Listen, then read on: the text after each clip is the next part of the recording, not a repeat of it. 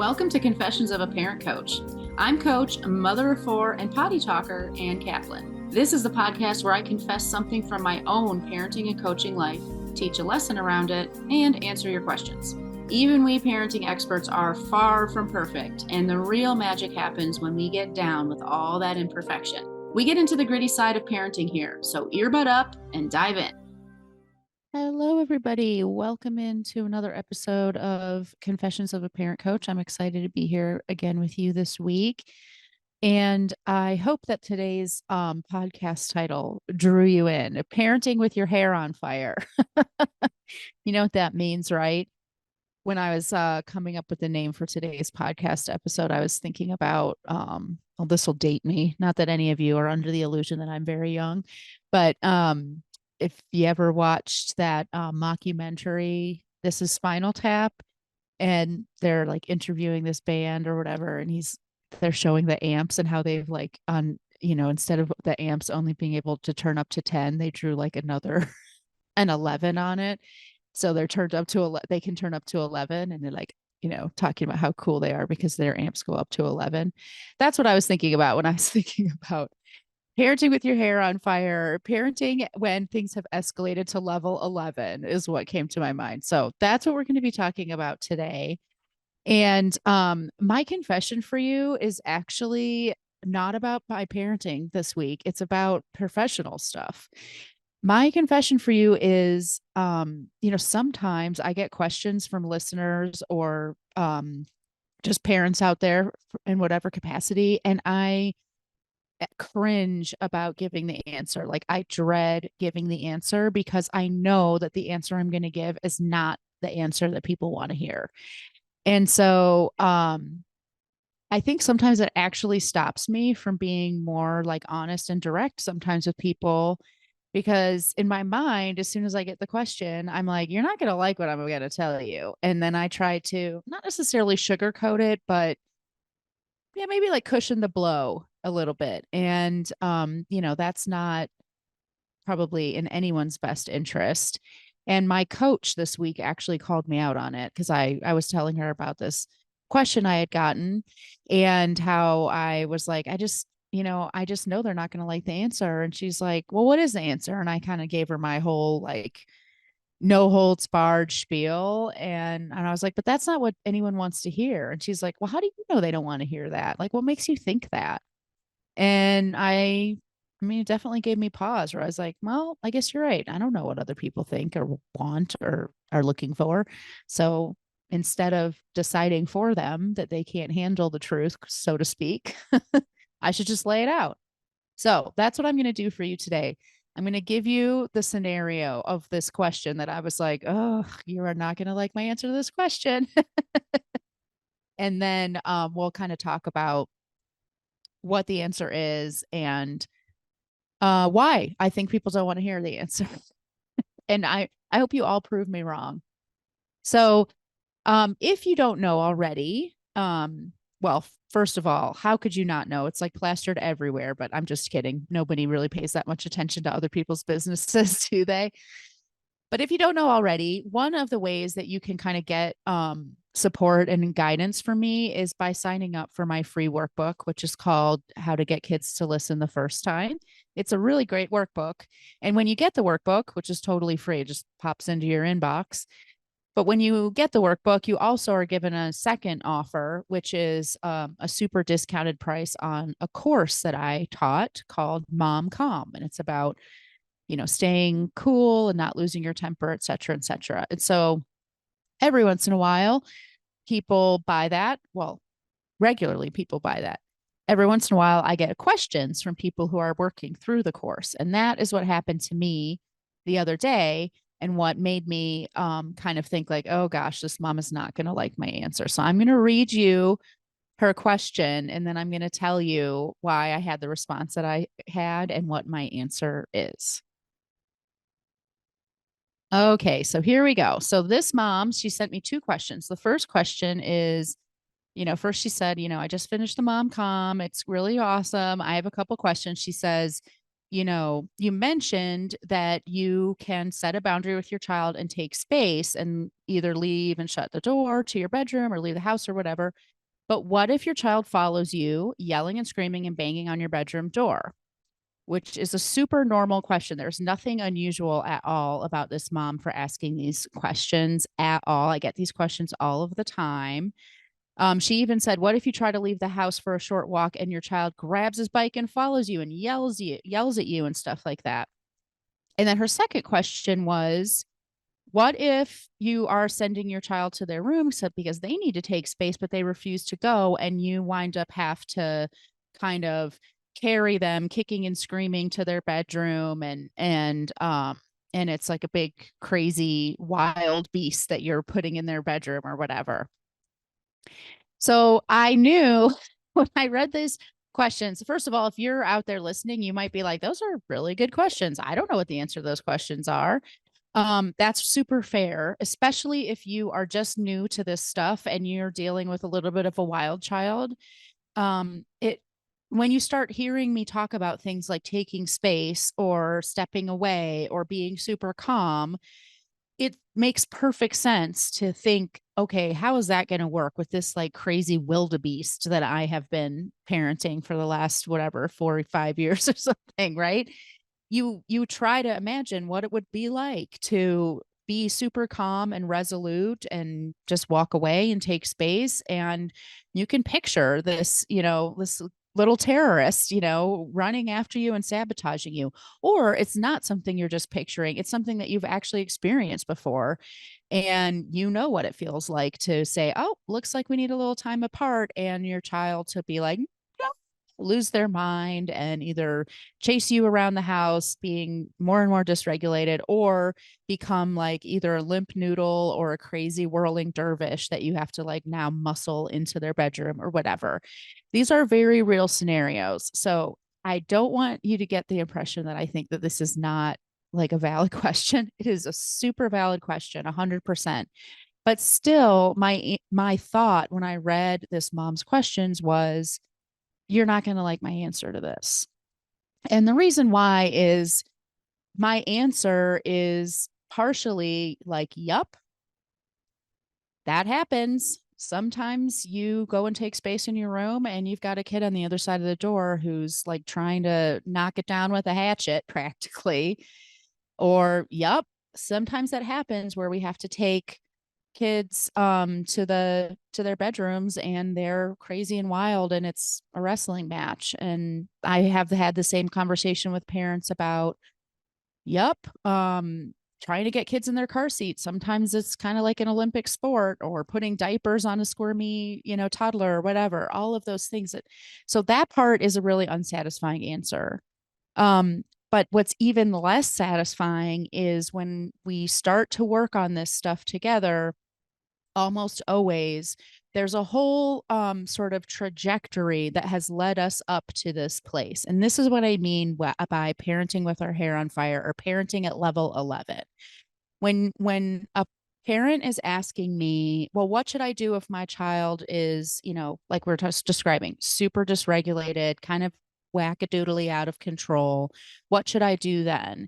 Is the answer really just to like let them cry in their room? Or is the answer really just to like let them be totally wacky on the other side of my bedroom door? And the answer is like, well, yeah, but also let's look at all this stuff that happened before then. And that's the part that can be tricky and can be something that's unsatisfying or not fun to look at, because sometimes it can feel like I'm saying, this is all your fault. We had this whole trajectory of things all the way up until now. And if you're asking me about your wild child, it's because didn't do X, Y, and Z, during the escalation process. That is not what I'm saying. Especially, you will never hear me say, this is all your fault. That's crazy talk. Even if it's true that you are accidentally doing things every step of the way to escalate the situation, it's certainly not because you're a terrible parent or because you know that you're doing those things and you just do them anyway. we all come to parenting with the tools we were given as children, unless we seek out other things. And so here we are, you know, coming to an expert like me saying, what do I do? This is where we're at. And it's like, yeah, of course it is. Like, who could blame you for getting into this situation? Like, it makes perfect sense that we end up here. And here's some answers that are going to feel frustrating to you. Number one, yeah, once we have gotten to level 11, the only possible solution is re-regulation, which means that a very strong, firm boundary has to be in place. And within that boundary, everybody needs to re-regulate. So that might mean that a kid has to go in their room and absolutely trash it because they're so unhinged that everything is just a disaster. It might mean that while mom and kiddo are calming down, mom is using deep breathing techniques in her bedroom while kid is on the other side, like running a number until he runs out of steam. That stinks. That's what parenting at level 11 looks like. That's what parenting with their hair on fire looks like. And it sucks to hear someone like me say, like, this is what has to happen now. But let's look at what we can do at every level between 0 and 11, right? Because I'm not even going to say most. I will say every single family I've ever worked with who is experiencing this scenario that I'm describing has arrived at that place through a series of escalations. Usually the scenario is, by the time you're putting your kiddo in your room or by the time you're taking space, you have had a 20-minute or 30-minute or hour and a half long back and forth between you and your kiddo where both of you are just ramping each other up and both of you are like out to lunch by the time an actual consequence is given and space is actually taken, for example.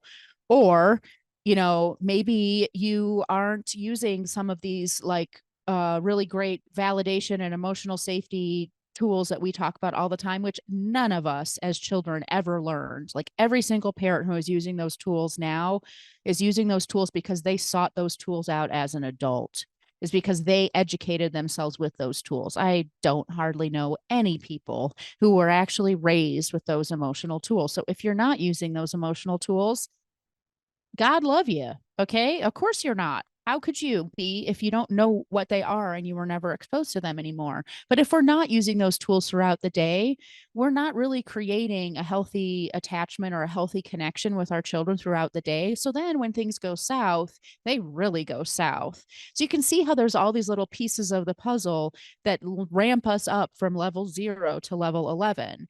And now we're parenting with our hair on fire.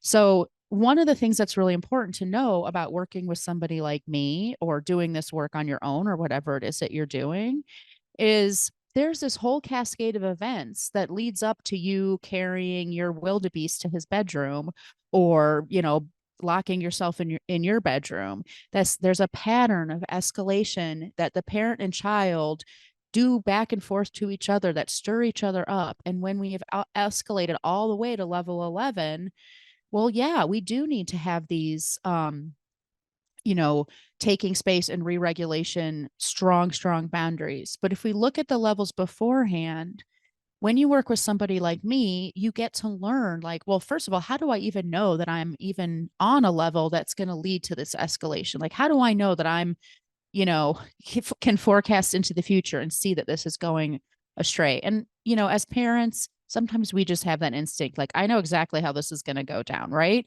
There's other times where we're just not self aware or we haven't learned what to look for yet that help us identify like, oh, I see this. If I show up this way, I'm going to be accidentally escalating this situation. And then also, okay, great. I can identify now that I'm on this level that's going to lead to this escalation. What do I do at those other levels? What I get is the question, because most of the time when parents reach out to me, they are asking me what to do about that max level and how to handle that behavior. But of course, in addition to having the answer, well, yeah, we got to do this because that's where we're at right now, we can also acknowledge like this isn't an ideal situation to be in. Like what we really want to be working on. And if you decide to work with me and go beyond just like sending me that, like, what do I do at max level kind of question, What we really get to work on is how to handle things back at levels 0, 1, 2, 3, etc. Because the way that we're showing up by maybe not validating our kids' emotions, by not assessing the situation and setting ourselves up for success, by giving directives instead of choices, by enforcing boundaries punitively instead of with consequences, like all of these things, we are accidentally escalating things without realizing it. And we need to learn, and this is part of working with someone like me. You get to learn, like, what is your escalation pattern? What are the interventions that you can do at every single level along the way? Not just what are those? You can read a book probably and learn some of these things, but it's not just about learning it. It's also practicing it and getting support with it. And that's the piece of the puzzle that, I think ultimately I feel like nobody wants to hear that answer. Not nobody, but oftentimes where it's like, I just have this little quick question about mom com or whatever. And my answer is going to be like, yeah, there's a lot to unpack here. You think that you're asking this really simple question, like, what do I do when I'm at this max level? Tell me what to do. Do I just put my kid in my room? Do I go in my room? Like, what do I do? But what goes maybe unspoken or is unrealized is that question is actually indicating that there's kind of like a whole arc of work to be done. And it's not something that's easy to answer just in that little sound bite. Otherwise, I wouldn't be recording a whole podcast episode about it, right? Now, of course, obviously, I emailed this mom back. I gave her all of my like handy little tips that I could, that can be just conveyed in an email. But my overarching message was like, honestly, if we really want to get to the bottom of this, if we really want to unpack this, I really encourage you to set up a discovery call, because half of the answers I'm giving you are based on assumptions because we're not having a dialogue. And half of the answers I'm giving you are really just the tip of the iceberg. So if this is you, if you're like, oh, yeah, what do I do when I'm at that max level? Help me parent with my hair on fire. I mean, sending you the most ginormous hug on the planet. And my suggestion to you is, what if you didn't have to parent on with your hair on fire? Like, what would it be like to parent at level 2 all the time? What would it be like to like never reach a level 11?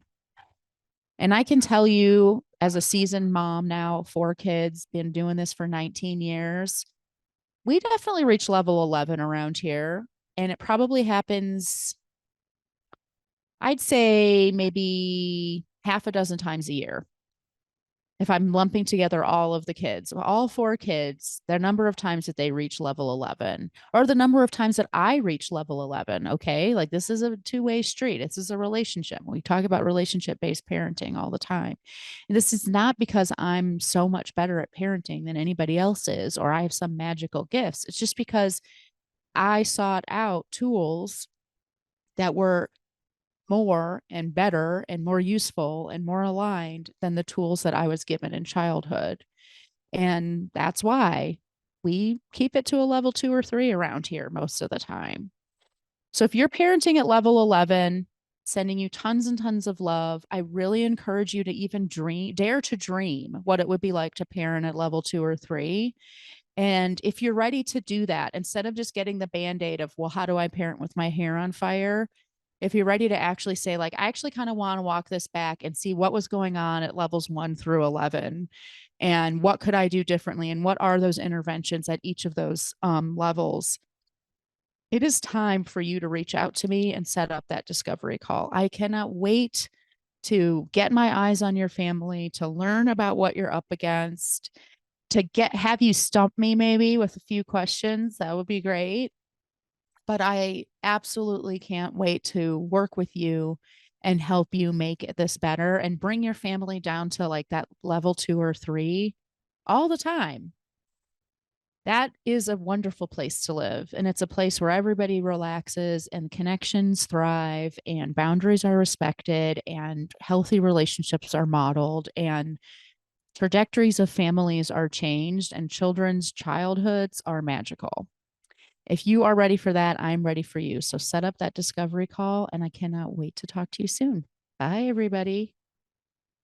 The episode is over, but there's more waiting for you. You can grab my free workbook, Getting Kids to Listen the First Time, that walks you through the fundamental principles I teach all of my clients and applies them to this very universal parenting challenge.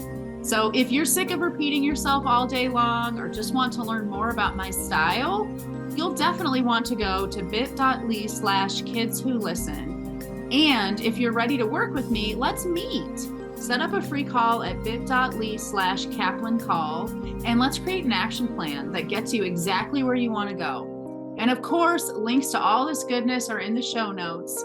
Thanks for joining, and I'll see you next time.